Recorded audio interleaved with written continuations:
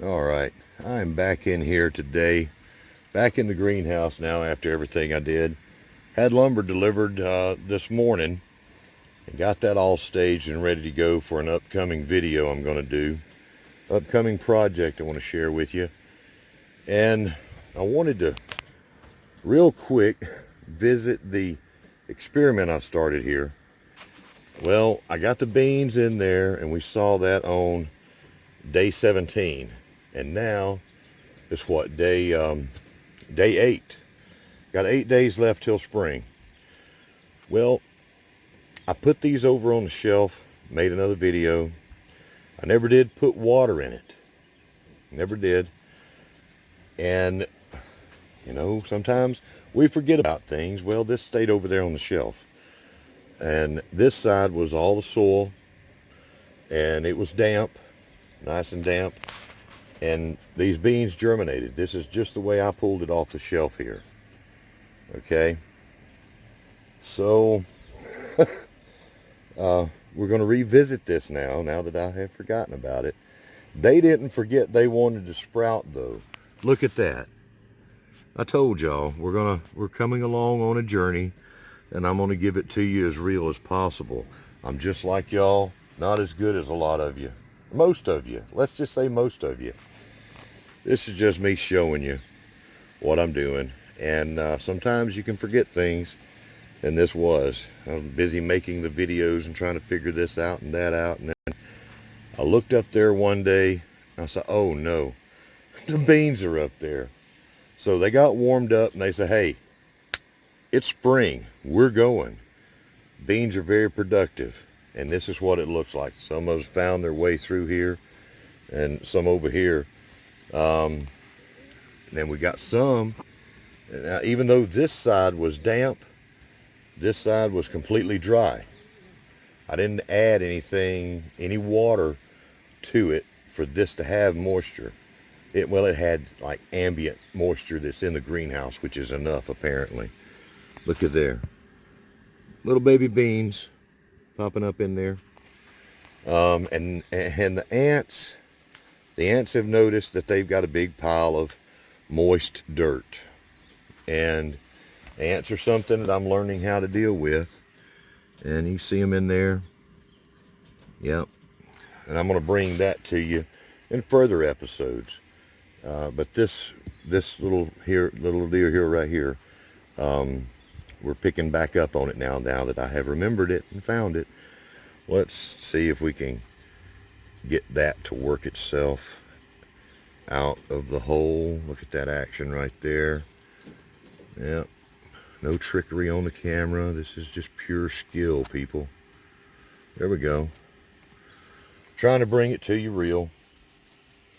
Maybe I'll have those good polished videos one day. And you won't miss a beat. Won't even know anything's going on. There we go. Do those look ready for spring? Y'all tell me. I think they are. That's one reason I love rattlesnake beans. They're very productive. Look at that. You see that one? That one looks like it's got a little issue right there. Might not make it. All right. Now this under here, that what was underneath that sheet mulch, that whole sheet of cardboard, there's a little fungus growing right there. And this is on native soil, just natural. Let's see if we got any. Well, we got ants. We got the ants that we're going to get rid of. I'm going to tell you now, y'all make me feel better. If this was something that y'all would do, at least at some point in your life, you can just let me know down there in the comments. Let me know. Yeah, you get too many irons in the fire and you forget about your beans. I'm just glad I didn't burn the beans on that back shelf that I put them on. I don't see any fungus. I see a lot of upset little fire ants. Yeah, and they love being in the greenhouse. When we got a greenhouse, we give them a place to make it through the winter in ease, and then they do their aphid farming thing, which is even more lovely. Okay, so on day 8, we're looking at the bean project. That looks good. We got healthy beans growing. And I'm going to put these back up there on the shelf and then make a new place for them. I've got to do some cleaning up, and I've got basically to take a bunch of stuff that's not growing and get it out of the greenhouse. If it's, not plants, I don't want it in here. Got to reclaim some space because it's getting tight in here. Yeah. So let's just leave this for now, and we're going to hit that project over there. See you in a minute. Well, let's go for a little easy win here. And if I don't drag this out too long,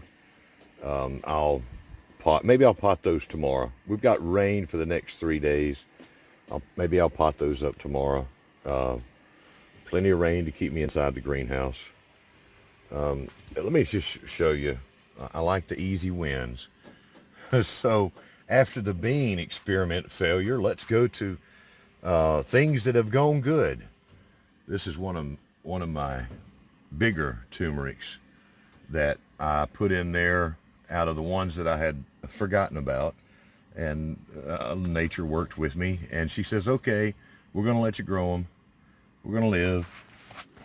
Yeah, I've got a bunch of those. They're all ready for the dirt somewhere, the soil, right? Look, cut off milk jugs, or rather tea jugs, water bottles, little styrofoam cups. I'm not a fan of styrofoam, but it's out there, and it's a good thing to use. I can reuse these things so many times, and keeping every bit of plastic out of the landfills as I can. This is one that I did. A good friend of mine gave me some cuttings. Now, of it's either blackberry. I think it's blackberry or raspberry. Looking at that, it looks like raspberry. But I took one stem and cut them in two. Made 2 cuttings in the same container here. This one, something happened to it. It had buds on it, and then some. I guess it just didn't decide to make it. But this, look at here. Look at that. That says I'm ready for spring. Yep. And I've got the old species or old variety of garlic there that I saved from my dad's. One of his aunts planted that for him when he was a younger man. Let's see. But this is just some of the lemon balm I've got propagating, not counting all of these little cups that now have roots in them. This lemon balm, look at that. And you see how this tote's doing? This little tub, right? We got all the natural plants coming up in there, native soil, and this is strong, lemon. Oh God, just touching it, I can smell it. That's why I want to grow so much of it. I want to use this as I go forward. Now, and I can make more lemon balm. I can keep this tub going just about as long as I want to. All of these are leggy, looking for the sun, right? But they also going to make some excellent cuttings. I can come in here and almost make 2 cuttings out of here, without stressing the limits of my abilities here. I've got plenty of room on each of these to double this production. I've got other plants that I'm working that way as well. So this is a very good success. Now, if I can work out good ways to raise the level of water without it doing bad things to plants that don't like a lot of water, keep it right here and then the plants are up here, and still keep ants out of it. But I do have other solutions for ants that I've learned about. Let me give that to you right now, not hold on to it like some kind of information miser. I says to myself, ant control. So I go look up on YouTube how to keep ants out of the greenhouse or whatever. And it popped up, of all things, an ant farm. Canadian ant farmer, something. I apologize. He helped me out with getting that information, but I don't know what the name of it is right now. But he's got a product that he uses to keep his ants where they should be. He's got a lot of different kind of ants. That product is called Fluon. Fluon. What it is Teflon suspended in something. So it's a colloidal solution of Teflon somehow. Not sure, but it's a liquid, and you get a bottle of it, and what you do is you paint it around, well, let's say like the tub. I would take this paint and I'd put it up under here. I'd paint it here. Turn this upside down though. Whatever you're going to paint, you turn upside down so that this liquid can flow. Actually, it'd be flowing this way. It'll flow this way so you don't have drip marks on the bottom, and it looks better for your greenhouse or whatever. So you paint it here and it goes that way. Now understand, that's liquid Teflon, or Teflon in a suspension, and it makes it too slippery for the ants to climb up. They can't get past that easily. Another solution is Vaseline or some type of petroleum jelly. Now let me take that brand name back. I don't know how bad that is to do it, but anyhow, you know what I'm talking about. And they run it around the edge. But they said that ants can actually build a bridge over that with the dead bodies of the ones that have died there. So, and you know that they do that kind of thing. They're very, very creative. But Fluon, go check that out. And if you find somebody out there on YouTube called Canadian Ant Farmer, it's something like that, Canadian Ants. And the thing is, he just moved from Canada all the way on the other side of the globe, I guess back home to New Zealand, I think, So if you find him, there's a connection for you. Through a hillbilly here in Alabama trying to try his hand at gardening on a large scale, greenhouse plant production on a large scale, making videos for the first time on a large scale. We got a lot of things coming up. I need to descale something like a fish. But I'm having fun, and I hope you are too. Who wants lemon balm? I've got plenty of it. You ain't even seen half of it. Not even half. Yeah. So we do have successes in the greenhouse as well. Not just the beans. We'll pick up on that. But we did learn that the sheet mulched with the cardboard side, that part there, it will trap enough moisture to create fungus. That's what it looks like. So we've learned something from that, And I think I did put a little water in that too. I believe I did. Let me show you this. This we did just a little while ago, the 24 days till spring. You can go back and check that video out if you'd like. Look at what we've got. All right, so that is 24 minus 8. Y'all, somebody help me do the math there. What is that? 16. See, 24 minus 8. There's 3 of them, right? I think it's 16. Was it 16 days ago? I'm sitting here trying to talk to y'all and do maths at the same time. Yep. Well, anyhow, these, once they start showing just a little bit of a root, most things that you're rooting, it's ready for soil. As soon as you see see roots popping off, it's ready for that. But I do have lots of successes in here as well with what I'm doing. It's not just what you see on the camera, believe me.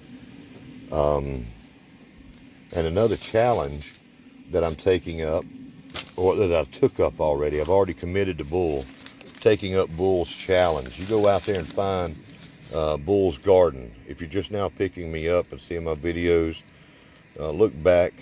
I'm not sure which one it is, but it's Bull's Garden. He's challenging us to raise enough food for ourselves and to feed ourselves and then to share with other people. What an amazing, simple message that is for all of us. Even if you don't know everything about what you're doing like I do, I'm going to do that. And those rattlesnake beans are going to help me do that. That'll allow me to grow a lot of food to share with someone else. And I can't wait for that. And I know you folks can't either. It's something special about people that garden or I'll tell you what, care for other people. You know, the people in the health trade, any kind of health thing, where you're dealing with people, nurturing people, you're trying to do things. You know, I think we've all got that common ground of caring, you know. But yeah, this is going on long enough. This little segment here, combined with the others, is way plenty, and I don't need to keep pressing it. I'll show you some more things tomorrow. Yeah, the rain, that big storm that was coming up on me today, it came and stayed a while, and so in here it was quite loud, and I was uploading a couple of other videos for the shout outs that I did that you need to check them out. Check out Scott Head, Black Gumbo Gardening down in Louisiana, and please check it. Now he's got a big channel, There's a man with a small channel that I'm offering up to you, which is West Texas Garden Experiment. That's exciting to me. I mean, he's following along in Jeff Lawton's footsteps as far as I'm concerned. Bill Mollison's one of them with the Greening the Desert project. I forget who it was, but I think it was Jeff Lawton, maybe a combo. All of us standing on the shoulders of giants and just trying to grow a little something in the greenhouse. Yep. Try not to lose focus on what you're doing.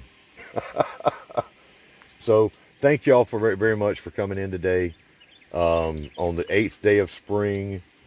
Yeah, 8. See how we go? We forget things. The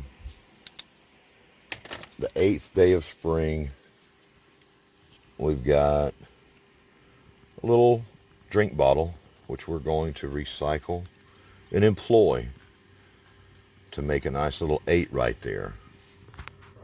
Can you get in there? Can you see that? On the 8th day of spring, I barely pulled out a way to show you the number 8. And I hopefully have shown you that if I can do it, if this hillbilly can do this kind of thing here, that you can too. And you can save yourself a little bit of money by growing your own food and pick up Bull's challenge and grow enough food for you and someone else. And I'll tell you an idea tomorrow about that. Not today. All right, y'all have a great day, great evening, and I'll see you next time. Tomorrow when I've only got 7 days left till spring. Thank you.